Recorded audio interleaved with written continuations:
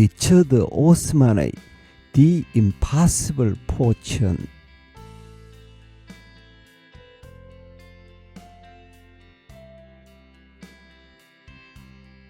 여러분, 우리는 보통 미스터리 소설을 이렇게 기억합니다.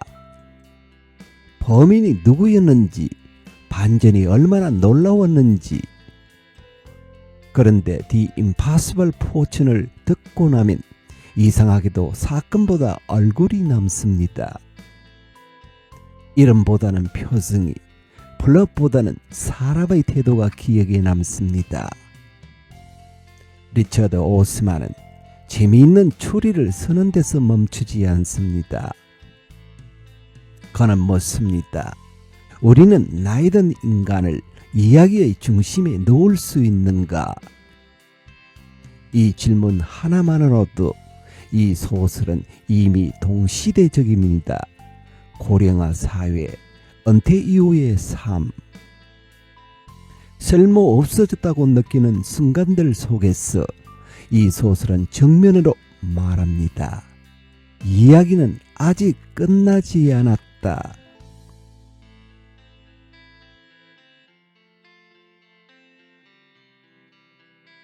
소설의 주요 무대는 겉으로 보면 아무 일도 일어나지 않을 것 같은 곳, 요양촌입니다.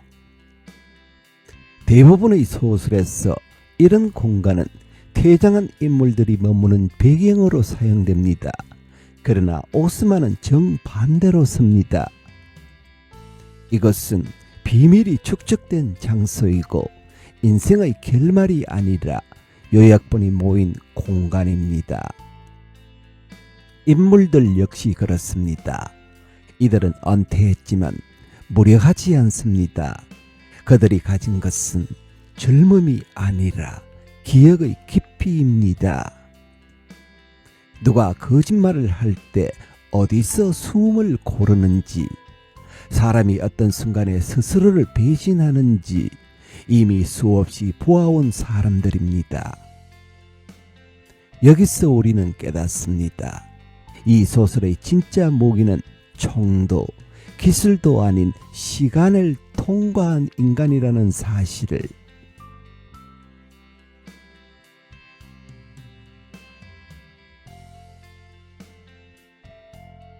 이 소설에서 사건은 신문의 한 줄처럼 시작됩니다. 요양청과 연결된 인물 하나가 사고사로 정리된 죽음을 맞이합니다. 계단에서의 추락, 약물 복용의 실수, 재산 정리 과정에서의 돌연한 사망. 경찰도 제도도 말합니다. 범죄 혐의 없음, 불운한 사고, 자연스러운 결말. 여기까지는 누구도 움직이지 않습니다. 하지만 노년의 탐정들은 그 문장 하나에서 멈춥니다. 왜냐하면 그들은 압니다. 사고사라는 말이 얼마나 편리한지를. 사고사는 조사하지 않아도 되는 죽음이고 기록만 남기면 되는 죽음이며, 특히 노인의 죽음일 때는 가장 쉽게 사회에서 소거되는 설명이기 때문입니다. 이들이 느낀 첫 번째 균열은 거대한 단서가 아닙니다. 말 한마디의 어색함, 사망 시점과 맞지 않는 일정, 누군가 너무 빨리 정리하려 드는 태도, 그리고 결정적으로 이 죽음으로 이익을 얻는 사람이 너무 분명하게 존재한다는 사실입니다. 오스만은 여기서 범죄를 악인의 일탈로 그리지 않습니다. 이 사건은 자본, 유산, 부동산, 요양산업 같은 합법의 얼굴을 한 구조 속에서 일어납니다. 누군가가 적극적으로 죽였는지보다 더 중요한 질문은 이것입니다. 이 죽음을 아무도 의심하지 않도록 만든 것은 과연 누구인가? 노년의 탐정들이 이 사건에 집착하는 이유는 영웅적 정의감 때문이 아닙니다. 그들은 이미 비슷한 죽음을 여러 번 보아왔습니다. 그때마다 사회는 말했습니다. 그 나이면 그럴 수도 있지. 인생이 다 그런 거지. 이제 조용히 보내드리자. 이들은 압니다. 이 말들이 얼마나 잔인한지. 그래서 그들은 살인범을 잡기 위해서가 아니라 우연이라는 이름으로 처리된 폭력을 되돌려 보기 위해 움직입니다. 이 순간부터 이 소설의 추리는 시작됩니다.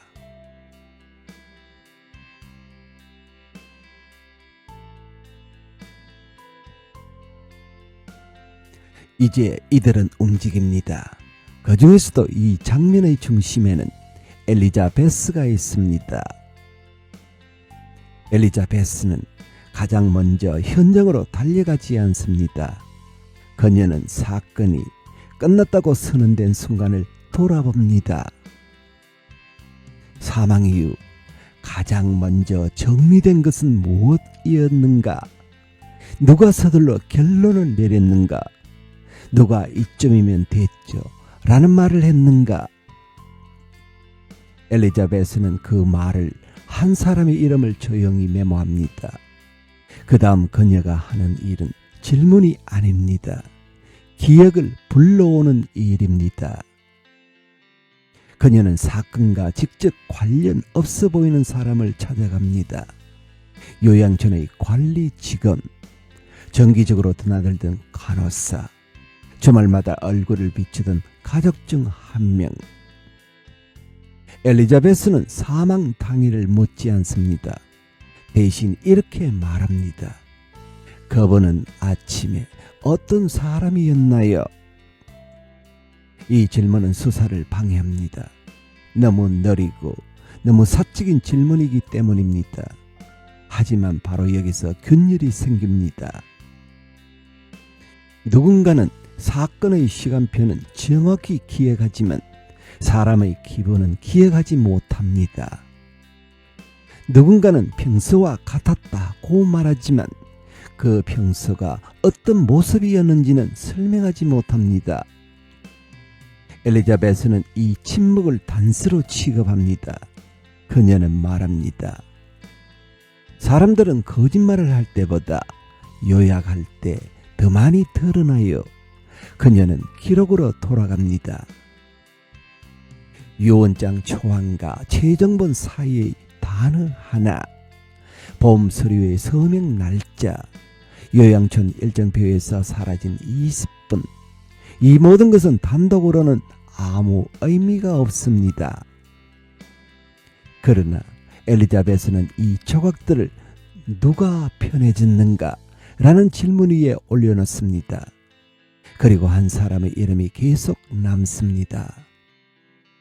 그 이름은 가장 슬퍼 보였고 가장 정중했으며 가장 빨리 이 일을 끝내고 싶어 했던 사람입니다.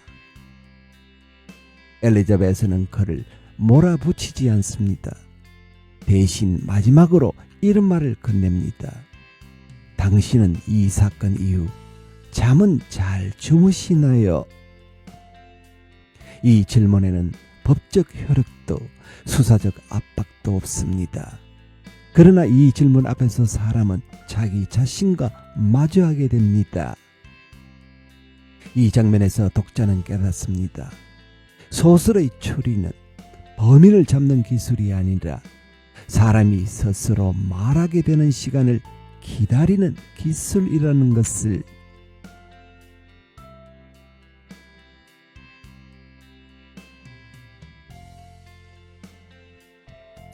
진실이 드러날수록 이들은 점점 불편한 존재가 됩니다. 여기서 소설은 아주 현실적인 장면들을 보여줍니다. 그 나이에 뭘 더 파헤치세요. 이제 쉬셔도 되잖아요. 세상이 바뀌지는 않아요. 이 말들은 모두 악의 없이 던져집니다. 그래서 더 잔인합니다. The Impossible 포츠는 묻습니다. 정의는 언제부터 젊은 사람들만의 일이 되었는가?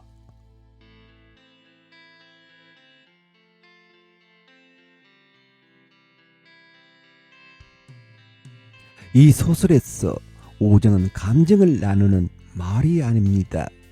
역할을 나누는 방식입니다.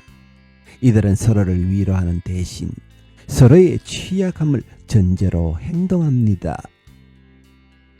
예를 들어 엘리자베스는 기억력과 판단력이 뛰어나지만 몸은 애정 같지 않습니다. 그래서 위험해 보이는 접촉, 직접 대면해야 하는 순간에는 항상 다른 인물이 곁에 서도록 합니다. 이것은 보호가 아니라 동등한 협업입니다. 누군가는 기록을 담당합니다. 누군가는 사람의 표정을 봅니다. 누군가는 대화를 끝내야 할 순간을 압니다. 중요한 장면에서 이들은 이렇게 말하지 않습니다. 내가 할게. 대신 이렇게 말합니다. 내가 여기 있을게. 이 문장이 이 소설의 우정을 설명합니다. 또 하나의 장면이 있습니다. 엘리자베스의 기억이 순간적으로 흔들릴 때 그녀는 그것을 숨기지 않습니다. 그리고 다른 인물은 그 사실을 약점으로 사용하지 않습니다. 대신 조용히 말합니다. 그 부분은 제가 적어 놓았어요. 이 장면에서 우정은 동정도 희생도 아닙니다. 존엄을 지켜주는 방식입니다. 이들은 서로의 실수를 덮어주지 않습니다. 대신 고립되지 않게 합니다. 그래서 이들의 관계는 의존이 아니라 연결입니다.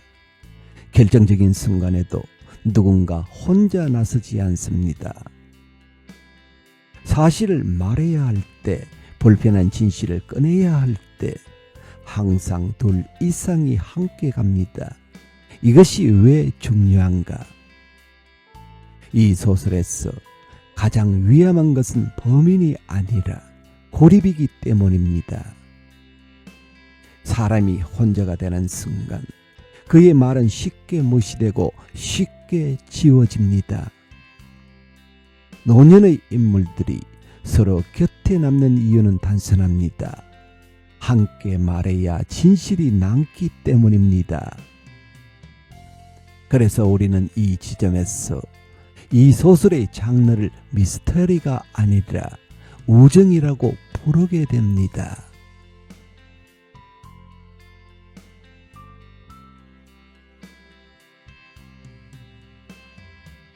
사건은 해결됩니다. 하지만 소설은 환호하지 않습니다. 오스만은 정의를 조용히 제자리에 돌려놓을 뿐입니다. 그리고 마지막에 행운을 다시 정의합니다. 불가능한 행운이란 끝까지 침묵하지 않았던 삶. 그리고 그 침묵을 함께 해준 사람이 있었다는 사실입니다.